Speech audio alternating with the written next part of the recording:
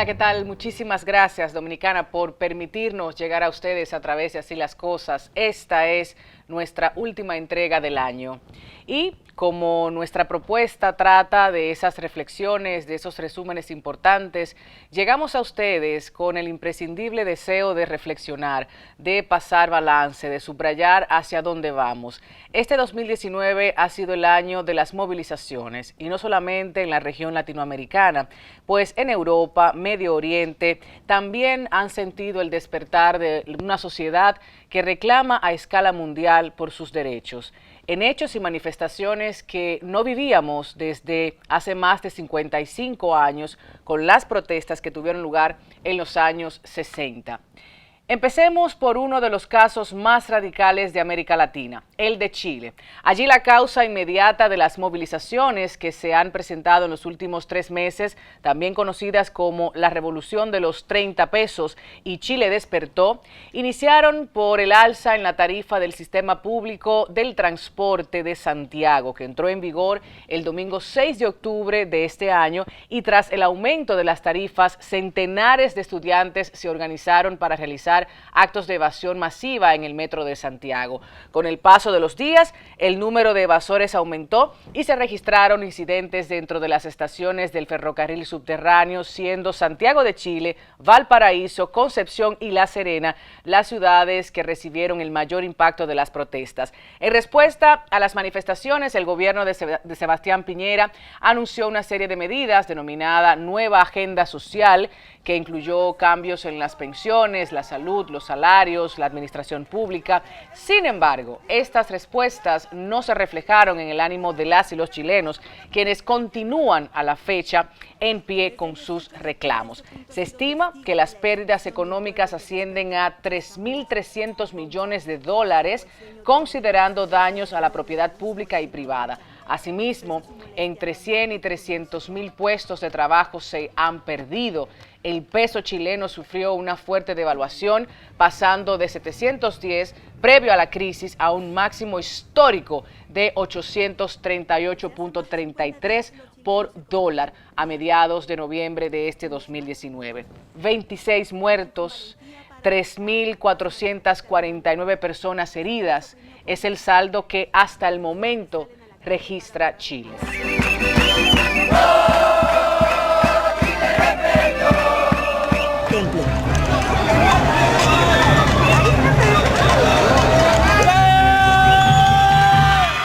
En un plano diferente de connotación política se encuentran Bolivia y Colombia. En el primero de los casos, el de Bolivia, el detonante de las protestas fue la crisis postelectoral luego de las elecciones presidenciales del 20 de octubre de este año, en las que se situaba el presidente Evo Morales cerca de ganar la reelección en la primera vuelta. Las protestas comenzaron con una concentración de manifestantes frente al Hotel Ex-Radisson en La Paz, donde se estaba realizando el cómputo de las actas. El candidato opositor Carlos Mesa hizo un llamamiento a sus seguidores a concentrarse para vigilar que no se produjera fraude electoral, alegando que el Tribunal Electoral obedece al interés del movimiento al socialismo, el MAS, y de Evo Morales para intentar que no se llegara a una segunda vuelta. Pues tras más de 24 horas, el Tribunal Supremo Electoral de Bolivia, del órgano electoral plurinacional, actuó y también estaba actualizando los datos de reencuentro rápido, señalando una estrecha victoria para Morales, quien revalidaría su cargo sin necesidad de una segunda vuelta.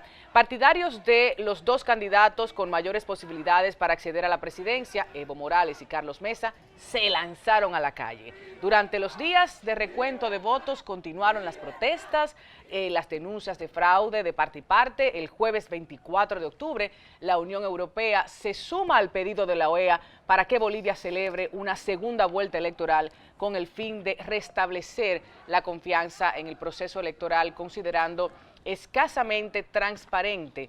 Finalmente, el domingo 10 de noviembre, Evo Morales anuncia su renuncia tras casi 14 años en el poder en Bolivia.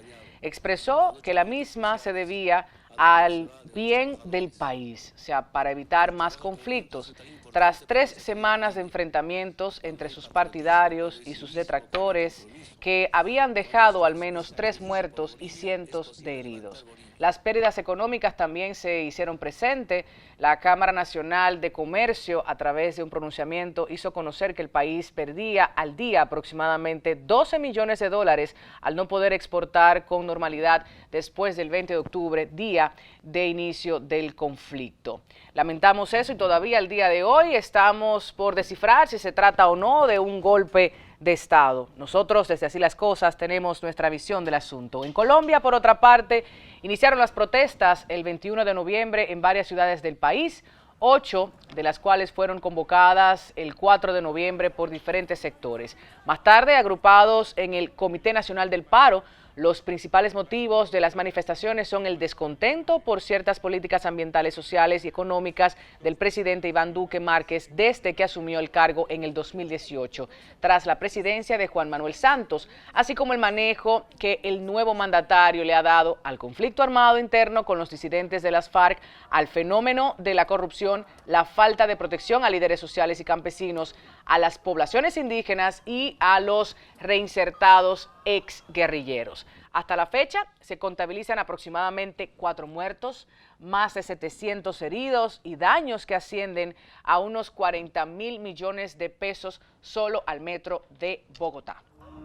El movimiento indígena se está movilizando hoy en defensa de la vida, en defensa de la paz, por la implementación del Acuerdo de Paz de La Habana y por una solución política al conflicto armado. Estamos cansados de ser marginizados, desaparecidos. Estamos cansados, entiéndalo.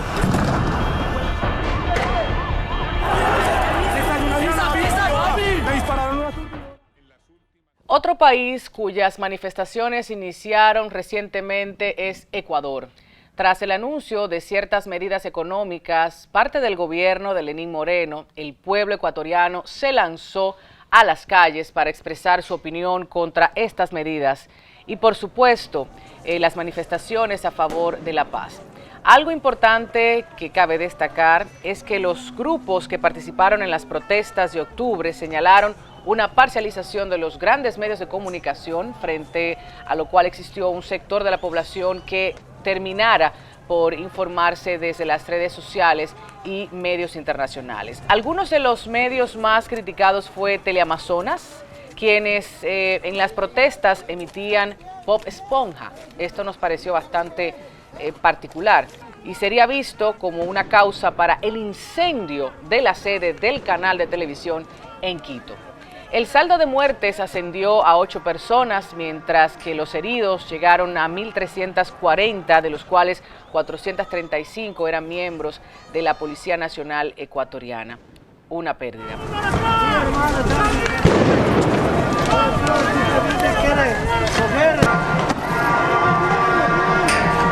En Puerto Rico, podemos decir que en julio los puertorriqueños salieron a las calles durante casi 2 semanas para exigir la renuncia del gobernador Ricardo Rosselló.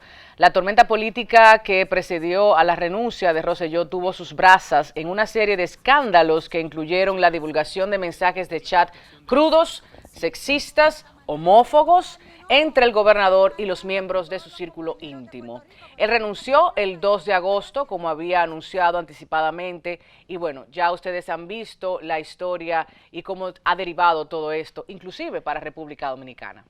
La manera de mostrar mi enojo es marchando con todos los compañeros de Puerto Rico, con todos mis compatriotas, y así lo estoy haciendo. Honestamente, siento que él se estaba burlando. Pues era como que voy a renunciar, pero no lo que ustedes quieren. Voy a esto. Yo siento que fue como una burla. Y así pasamos a Honduras. El gobierno de Juan Orlando Hernández ha enfrentado protestas de diferentes sectores desde abril, cuando trabajadores de los Ministerios de Salud y Educación exigieron en las calles la derogación de decretos que podrían abrir la puerta a la privatización de ambos sectores. Aunque Hernández emitió un decreto mediante el cual no autoriza la privatización o despidos masivos en estos sectores, esto no evitó que los manifestantes salieran a protestar. Y hasta el día de hoy todavía se viven conflictos en Honduras. Pues lo que estamos haciendo es una lucha social para preservar la salud pública y la educación pública, pero con calidad. El problema no son los decretos ni son estas leyes que intentan privatizar. El problema es quien impulsa esos decretos y esas leyes privatizadoras y quien impulsa estas campañas de miedo y de criminalización contra los estudiantes. Entonces, ¿quién es el problema? Son los que gobiernan. Así las cosas en Centroamérica, realidades que nos tocan directamente, como es el hecho de nuestro vecino país, Haití.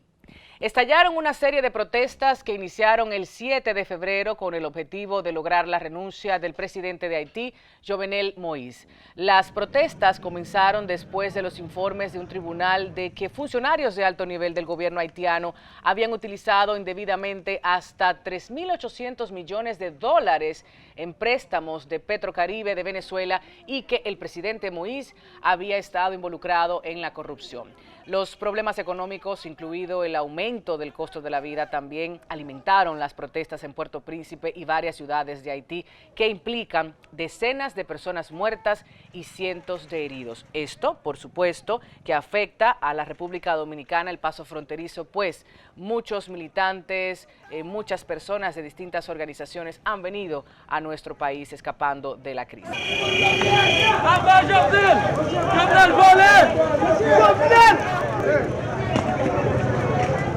Así las cosas en algunos países, sobre todo centroamericanos, los conflictos todavía persisten al cierre de esta edición. A ver cómo se desarrollan las manifestaciones y, por supuesto, los estados negocian con el soberano. Nos vamos a Europa porque las protestas por la sentencia del juicio a los líderes del proceso independentista catalán hacen referencia a una serie de manifestaciones ocurridas en la comunidad autónoma española de Cataluña desde el 14 de octubre del 2019 hasta el 20 de noviembre de este año. Las propagandas en menor medida al resto del país, hay mucho conflicto y el objetivo de estas protestas por parte del movimiento nacionalista catalán era mostrar un apoyo político a los condenados por sedición por su papel en el referéndum de independencia del 2017 y la proclamación de la República Catalana en este año.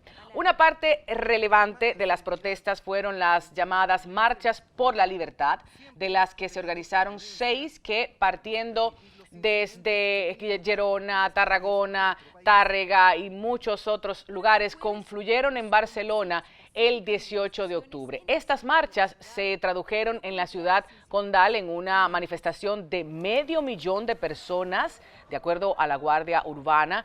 Estamos hablando de 750.000, de acuerdo a los organizadores, que coinciden con la huelga general catalana el 18 de octubre. Un total de 579 personas heridas se reportaron y más de 2.5 millones de euros en pérdidas solamente en la primera semana de manifestación. En Francia se extiende el movimiento iniciado a finales del 2018 denominado Movimiento de los Chalecos Amarillos, que inicialmente se centra en el rechazo generalizado al alza del impuesto sobre el carbono, pero se amplía rápidamente a otras reivindicaciones. El aumento del poder adquisitivo de las clases medias y clases bajas, la renuncia del presidente Emmanuel Macron o la organización de un referendo de iniciativa ciudadana. Allí, más de 2.000 manifestantes han resultado heridos y como consecuencia política, Macron decidió renunciar al aumento de los impuestos al combustible y anunció varias medidas sociales.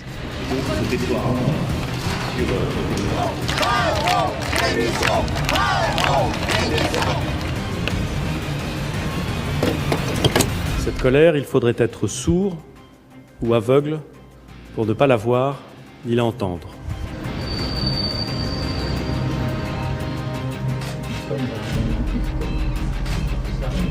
Le salaire d'un travailleur au SMIC augmentera de 100 € par mois dès 2019, sans qu'il en coûte 1 € de plus pour l'employeur.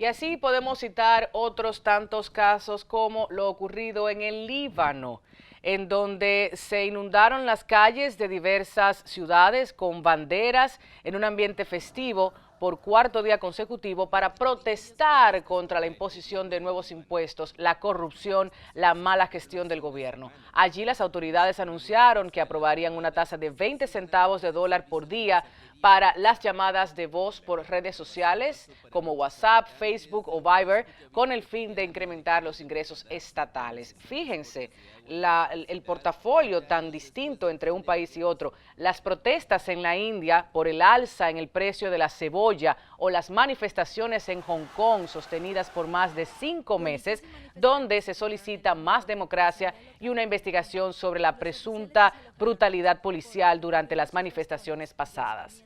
Así anda el mundo visto en un panorama general y nosotros desde Así las Cosas debemos decir que aplaudimos, valoramos, saludamos que distintos ciudadanos del mundo se movilicen y hagan escuchar su voz en defensa y reclamo de sus derechos y mejores condiciones de los elementos básicos que todos los estados deben respaldar. Este espacio precisamente ha sido una plataforma de exposición de las principales necesidades de nuestro país y nos sentimos complacidos de hacer llegar a ustedes tanta información oportuna para elevar esos niveles de conciencia ciudadana por los que trabajamos. Falta mucho, muchísimo, pero debemos entender que las movilizaciones sociales tienen el poder de transformar estados, derribar dictadores, parir políticas públicas necesarias, oportunas, doblegar a esos gobernantes, a escuchar al verdadero soberano, al pueblo, a usted, a nosotros. Y por supuesto que las economías se afectan.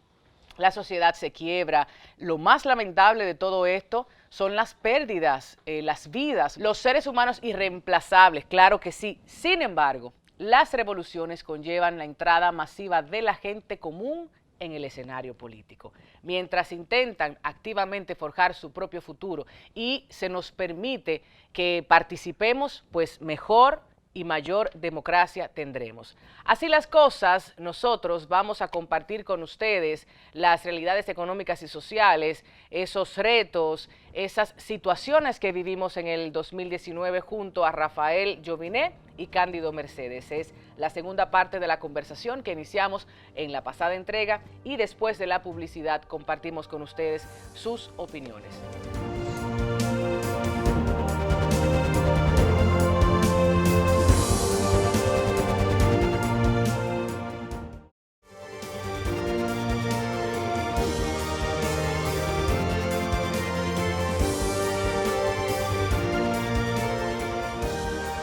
De regreso, muchísimas gracias por mantener sintonía. Se une a la mesa Rafael Jovinet, economista, se mantiene Cándido Mercedes, sociólogo, y vamos a hablar de ese crecimiento 5.3 en los últimos años económico de República Dominicana, pero ¿qué verdaderamente implica eso para un país que, bueno, se mide desde muchísimas otras formas? Cándido, tú estás como... Sí, mira,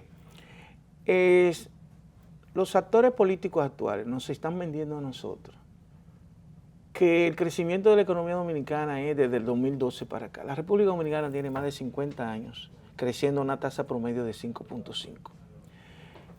El crecimiento económico es necesario, pero no es suficiente. Claro. Ya ese no es el paradigma, el aumento del Producto Bruto Interno. Es el desarrollo. O sea, el problema de la distribución de la riqueza. Claro, y en términos humanos y demás. Y el problema de que en República Dominicana hay una rampante corrupción.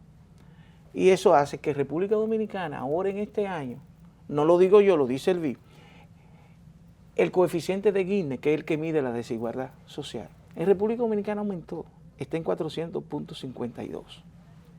Pero ese crecimiento económico, la presión tributaria en República Dominicana, es la tercera más baja de América Latina. Primero está Guatemala y Paraguay. Está bien, pero ¿qué ocurre? Que la economía dominicana crece a una tasa de 5.5, suponte promedio, pero el endeudamiento crece anual 12.7%. En los últimos 7 años, el gobierno de Danilo Medina se ha endeudado por alrededor de 20.000 millones de dólares. Y la composición de la deuda cambió. Mientras en el 2012 el 83% era deuda bilateral y multilateral, ahora pasó que el 83% es bonos. La deuda, que es mucho más cara, y no hay que decidir para dónde van, ni el control de ellos. ¿Qué quiere decir todo esto, Rafael? Bueno, básicamente esto lo que se ha indicado a lo largo del programa, lo que quiere decir es que estamos en una situación básicamente de un estancamiento fiscal prolongado durante los últimos 6 años, pero particularmente en esta segunda parte de la administración, donde se ha contado con menores recursos internos para hacer frente a la enorme proporción del gasto público desbordado que tiene el gobierno central. Esto se mantiene así porque el gobierno del presidente Medina empezó su gestión precisamente incumpliendo la primera ley y el primer compromiso que debió implementar, que era un pacto fiscal integral. Y al final, para no pagar el costo político, terminó haciendo un mero parche tributario que no atacó un problema de fondo que tiene que ver con la racionalización del gasto público, con enfocar el gasto hacia objetivos de desarrollo y desmontar todo el estado clientelar paralelo al ideario de estado de bienestar que quiso construir pero que no logró. Entonces, teniendo esa situación, nos encontramos en un 2019 caracterizado por una primera mitad del año que fue básicamente hablando de leyes de partido, leyes electorales, estancamiento, que si corrupción o no, todo eso.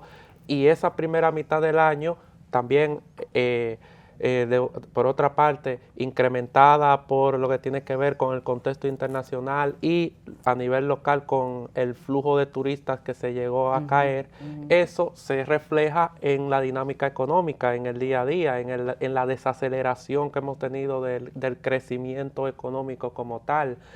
Vamos a recibir unos 200,000 turistas menos este año. Hay que ver las proyecciones del año próximo, pero tampoco es que sean muy halagüeñas en ese sentido. Las remesas básicamente es lo que ha tenido a flote buena parte de los ingresos familiares. De hecho, la última publicación de CEPAL, ya que cita, indica que en los hogares que reciben remesas, de no existir las remesas, la tasa de pobreza se duplicaría como tal.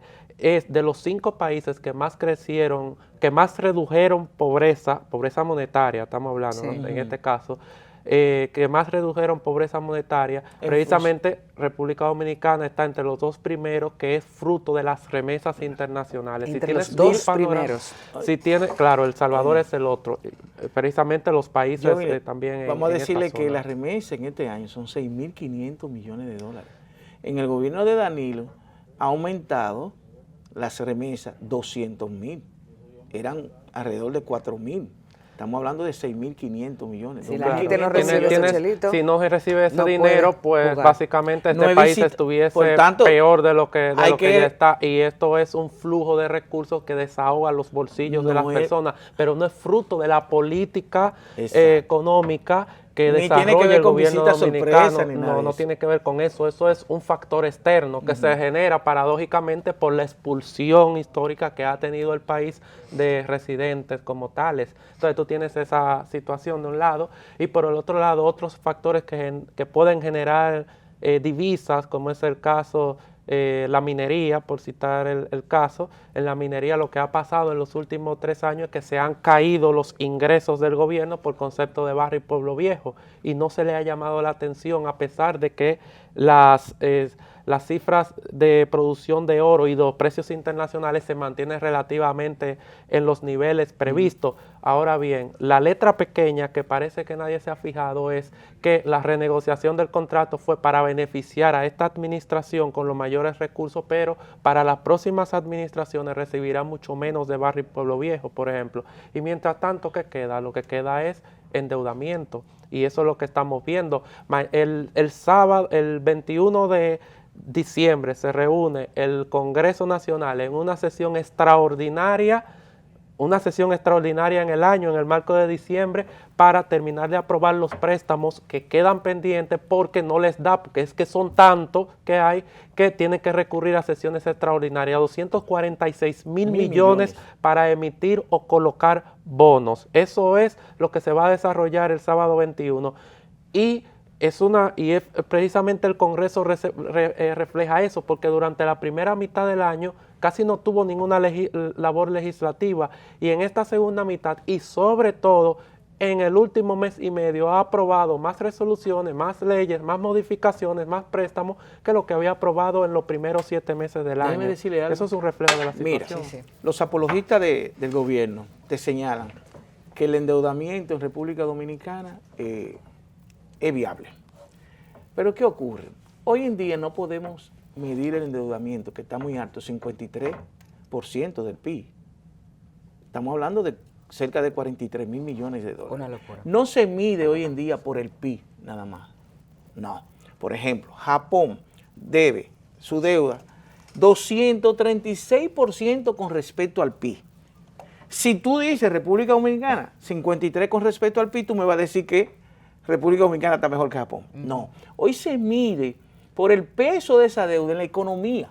Por ejemplo, nosotros vamos a pagar 24% de intereses de cada 100 pesos que genera la economía dominicana. Nosotros tenemos que pagar 24 pesos de interés. Y cuando es el saldo de la deuda, esto es amortización, capital, estamos hablando de 43%. Que es de cada 100 pesos, tenemos que pagar 43.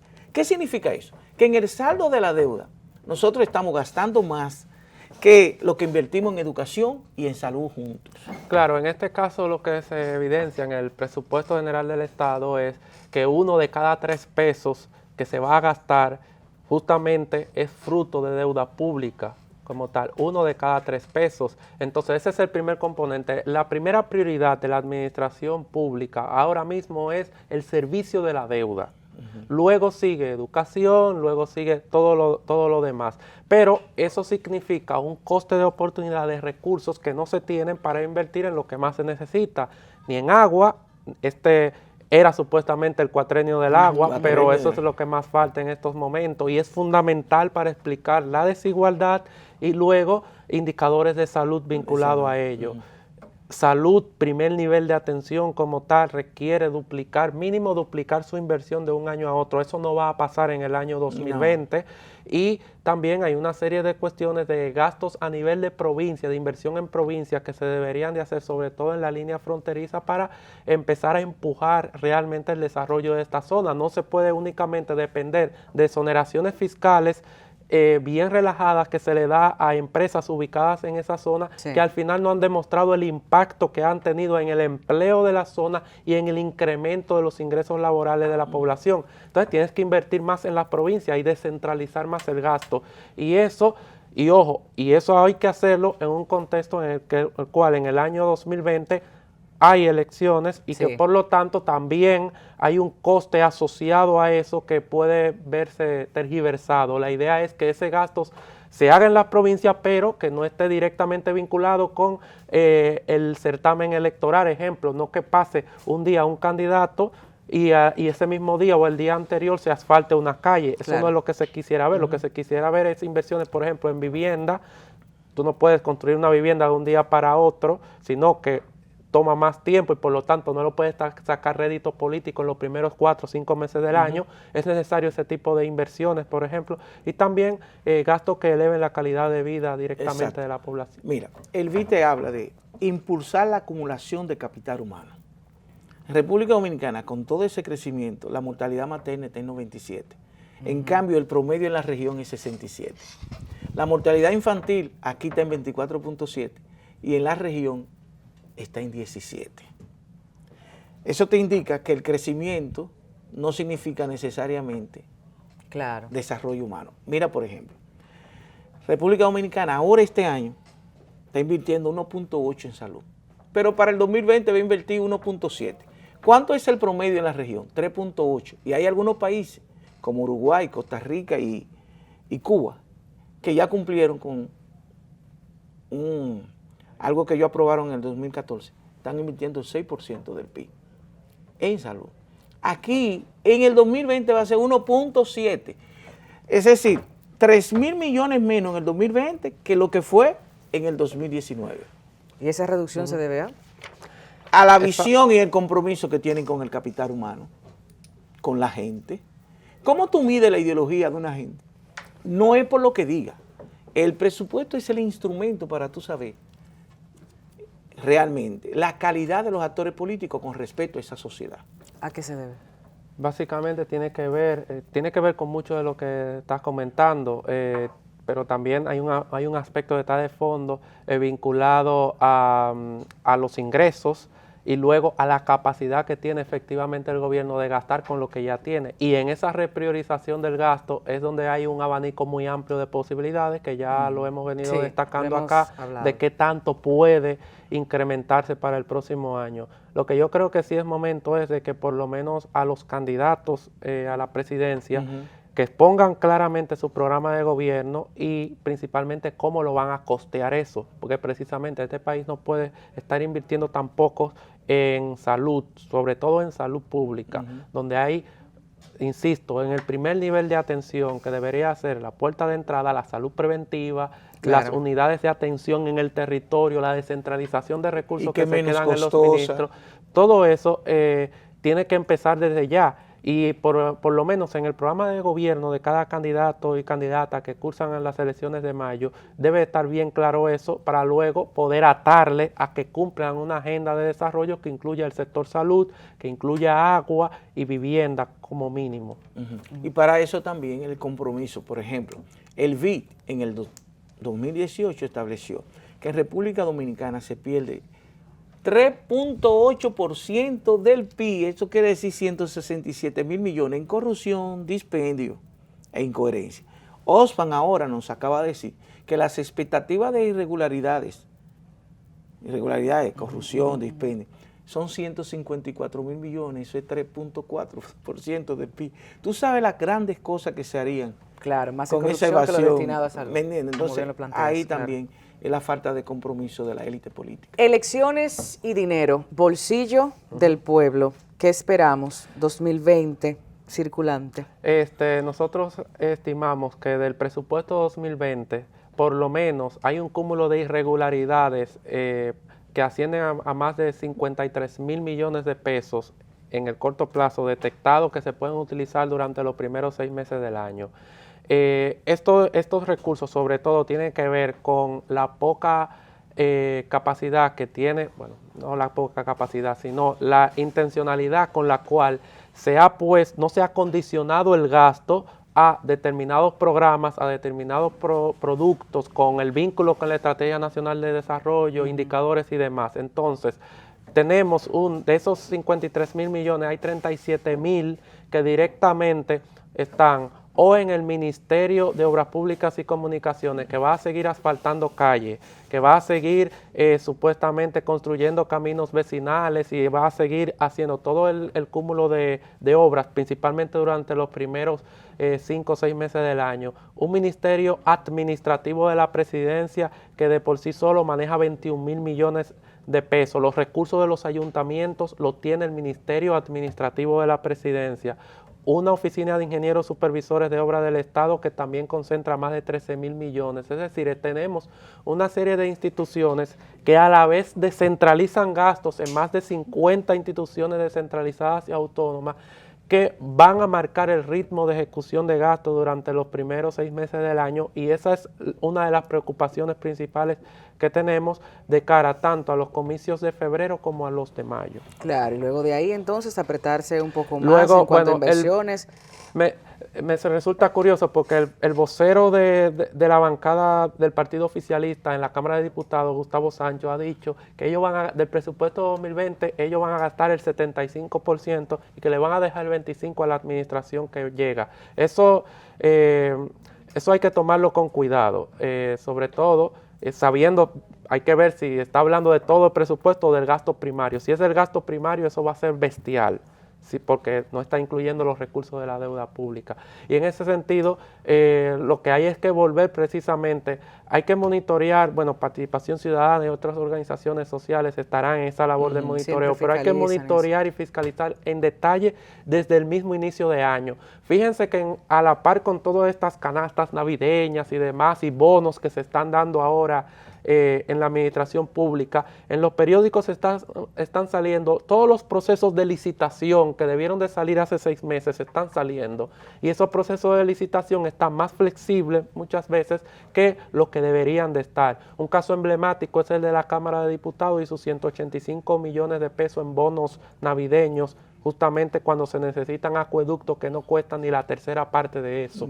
Eso lo vamos a seguir viendo, y es digamos el llamado que habría que hacerle a fiscalizar, a monitorear, a movilizarse en cuestión, la ciudadanía tiene que movilizarse en este caso, porque de lo contrario, pues el gasto va a ser el factor determinante en la decisión electoral. Dicho de otra manera, nosotros no podemos seguir permitiendo que la plutocracia, o sea, el dinero, sea el espacio, entre comillas, de competencia. Cándido, lo que pasa en febrero, que más dinero tiene. Con ese dinero que vayan a repartir y vayan a comprar y eso no tiene repercute en mayo. No tiene una repercusión a nivel municipal directa en mayo, eso no es verdad. Eso puede tener una repercusión de alrededor de un 3, un 4%, pero la gente sabe separar. Lo municipal es una cosa y lo congresual y presidencial es otra. Por apoyar, digo, por utilizar ese candidato vencedor. El partido recursos municipales va a también para utilizar esa campaña todos los presidencial. recursos que tenga a su mano en el abuso del poder por eso.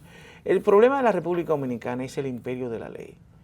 El problema de la República Dominicana es el problema de la corrupción y de la institucionalidad. No sé si tú viste que acaban de remozar Radio Televisión Dominicana con 80 millones de pesos. Cuando tú miras quiénes fueron los que dirigieron ese remozamiento, ¿tú sabes quién fue? La Comisión Presidencial de Desarrollo Provincial. Eso es falta de institucionalidad. Sí, por supuesto, claro. Iba a decir una mala palabra, pero frente a una mujer tan bella uno no puede hacer eso. Y el público. Bueno, y esa comisión tiene, los recursos que tiene esa comisión son los que darían para empezar las gestiones para el censo 2020. El censo 2020 no va porque los recursos no se presupuestaron, el Congreso, los legisladores no lo vieron, no se dieron cuenta de que había que hacer un censo el año próximo. Sí. Todo el mundo está en elecciones, pero no sabe que hay un mandato como tal de que tenemos que saber qué es lo que hay en el país para el próximo año 2020. Y todos los países de la región lo van a hacer, menos República Dominicana porque no puso los recursos, que están en instituciones como esa, la Comisión de Desarrollo Provincial. 80 millones. Increíble. Esas cosas la gente no las conversa. No, definitivamente no. ¿Qué decirle a la gente tenemos que cambiar? Para concluir, a mí me preocupa el próximo año, obviamente no solo en términos políticos, también económicos, porque cuando decía Rafael que República Dominicana se está sosteniendo por divisas, por gente que envía y que ayuda a las familias. Remesas en ese caso. Remesas, perdón. Es parte de las divisas. Por las remesas, yo pienso, caramba, y el tema del narcotráfico, que no lo tocamos, el tema de nuestros jóvenes, el tema de la baja participación social y política, de esas opciones que muchas veces no se encuentran porque hay una apatía, la gente no confía, no quiere ser parte del sistema, de lo sucio, de lo corrupto. Y todo ello, obvio que se siente en el bolsillo, se siente en la manera en que inviertes. Hay que participar. Hay que participar. No se puede ser indiferente frente a una realidad como esa. ¿Qué decirle, ya para concluir, a ese público de Así las Cosas déjeme de cara al decirle 2020? Pueblo dominicano, el único momento donde un pobre o del sector vulnerable es igual al más rico de los ricos es el día que tú votas. El voto tuyo y el mío, y el voto de cada uno de ustedes, es igual al voto de Pepín Corripio, de Felipe Vicini, de Juan Vicini, de Frank Rainieri. Tu voto, ten la dignidad y vota por el que tus convicciones te permiten. El otro momento en el que nosotros somos igual que un rico, más poderoso que un rico, es por la competencia. Nosotros podemos interactuar con cualquier gente que sea poderosamente económico y ellos tienen que escucharnos a nosotros. Entonces tenemos oportunidad de cambiar. La sociedad dominicana necesita un momento de transición. Debe haber una alternabilidad en el poder, porque los efectos de la falencia y de la inobservancia de las instituciones está originando concomitantemente lo que llamamos una anomia social e institucional. Y eso destruye la calidad de la democracia. Es así. ¿Qué le dices a la gente, Rafael? Bueno, yo diría que en este caso, los primeros meses del año son meses electorales como tal. Creo que hay que hacer un ejercicio de ver el comportamiento de por quiénes van a ejercer el sufragio, de ver cuáles son sus propuestas, de cómo están pensando el país como tal. Y eso empieza por los candidatos municipales, pero también por los del Congreso. Todo está grabado. ¿Cómo votó cada quien en el Congreso Nacional, en el presupuesto 2019, en la modificación, en el presupuesto 2020, en los bonos y en las deudas? ¿Cuáles prioridades pusieron? Eso está grabado. Cualquiera puede acceder a la web y ver cuáles fueron esos votos, qué prioridad les dieron a los recursos, quién dejó de votar por el acueducto de su comunidad, quién dejó de votar porque se asignen más fondos para la atención primaria. Entonces, a cada uno de esos que buscan la repostulación u otros que vienen, pues hay que interpelarlos. Y yo el llamamiento que haría es al interpelar el poder antes de dar el voto. Que así sea. Muchísimas gracias, Rafael Joviné, economista, brillante como siempre. Nuestro amigo Cándido Mercedes Necesario, brillante también el análisis. Gracias. Y todo lo que llama a la población a participar, a reflexionar, a interpelar.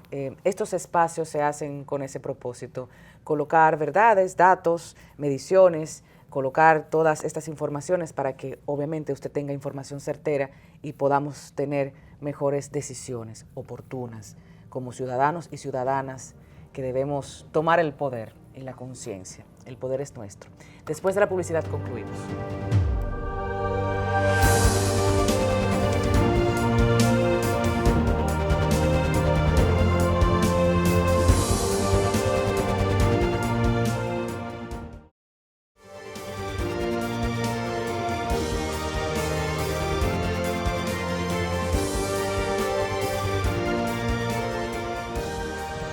Agradecemos la participación en este segundo encuentro de cierre de año al sociólogo Cándido Mercedes y al economista Rafael Joviné por sus análisis, opiniones y recomendaciones. Muchas gracias. Cabe puntualizar en términos económicos que en el primer trimestre de este año la economía dominicana creció 5.7% gracias a sectores como la construcción, energía y agua, intermediación financiera, minería, turismo, transporte, administración pública y otras actividades de servicio de acuerdo a lo emitido por el Banco Central. Recordemos que el FMI proyecta que en el 2020, pese a ser un año electoral, la economía en el país crecerá. Esta entidad apuntaba que en Centroamérica se mantendrá un crecimiento de cerca del 2%, pero República Dominicana tendrá un crecimiento de 4.8% y puede que llegue al 5%. La devaluación del peso dominicano sorprendió este año. Nuestra devaluación supuesta del 5% o una tasa de cambio al cierre fiscal de 52.74 por primera vez resultó optimista. Ahora pronosticamos que se devaluará 6% hasta 53.24. Al concluir esta edición la tenemos a 52.79. Ahora bien, al cierre del 2020, algunos economistas, como Alejandro Fernández, proyectan un incremento en la tasa de cambio promedio de hasta 55.61 por $1. Estamos hablando de un tema importante, sobre todo para usted que invierte, ¿eh? Donald Guerrero, ministro de Hacienda, en declaraciones recientes, dijo que ninguno de los candidatos presidenciales que competirán en las elecciones de mayo del 2020 representa una amenaza para el crecimiento sostenido y la estabilidad económica del país. Esperemos que así sea. Como sabemos, el turismo, nuestro principal generador de divisas, se desplomó, hecho que ocurrió a partir de junio. Un impacto significativo del cual Joviné ya conversó con nosotros en mesa. Ahora bien, de los aspectos que más nos interesan son los concernientes a los del desarrollo humano. Allí donde debemos concentrar nuestra mirada. El Programa de las Naciones Unidas para el Desarrollo apunta que de los países de América Latina y el Caribe, República Dominicana y Santa Lucía se sitúan en el puesto 89 como parte de los países con desarrollo humano alto. Sin embargo, esto no ha cambiado el hecho de que algunas provincias dominicanas se mantengan sumergidas en la pobreza cuando se toma en cuenta su índice de desarrollo humano, un indicador del PNUD que mide el nivel de desarrollo de cada país mediante variables como la esperanza de vida, la salud, la educación o el ingreso per cápita. Caso Elías Piña, moviéndonos hacia todo el mapa amarillo que representa nivel bajo medio, los pocos de nivel medio alto como San José de Ocoa o Hermanas Mirabal, hasta concentrar toda nuestra riqueza en el Distrito Nacional. Así las cosas, con esa realidad que aún tanta gente desconoce, confunde o niega. Señores, no somos ricos, estamos creciendo, desarrollándonos, pero ¿hacia dónde? Más allá del crecimiento y los promedios que colocan al país en la posición 89 de 189 naciones y territorios del mundo, el informe desvela que aún persisten grandes desigualdades en materia de ingreso, género, calidad de servicios básicos por deudas sociales acumuladas que afectan en mayor medida a grupos vulnerabilizados que provocan que el valor del índice se reduzca de 21.5 hasta un 58. Esto significa que las personas que pertenecen al nivel socioeconómico más alto del país, en el quintil 1, reciben más del 50% de los ingresos de la economía, mientras que a las personas en pobreza del quintil 1 solo les llega el 5%. Así las cosas, tenemos como colectivo social muchas tareas pendientes. Abogamos desde esta plataforma porque sigamos trabajando para mejorar la calidad de vida de todos y todas, que podamos disminuir la tan marcada desigualdad económica y esto implique la justicia social que merecemos. Esta edición inició aplaudiendo el levantamiento de tantos pueblos este año, del despertar de muchas naciones que por diferentes causas salieron a exigir derechos, a impedir medidas injustas. Podemos decir, desafortunadamente, ha costado mucha sangre, mucha. Como dijimos hace unos años, los derechos no se mendigan, se exigen en la calle e históricamente el status quo nunca ha complacido ni negociado con débiles. Es tarea ciudadana procurar mejores estados, mejores naciones. Que así sea. Muchísimas gracias por permitirnos el privilegio de las palabras, del tiempo, de su atención en este proyecto, en esta plataforma televisiva, plataforma que también puede disfrutarse en las redes sociales, en nuestro canal de YouTube. Comunicación Integral Dominicana. Que tengan un venturoso año nuevo, un feliz fin de semana y que podamos reencontrarnos nuevamente con mayores y mejores propósitos en el 2020. Hasta la próxima.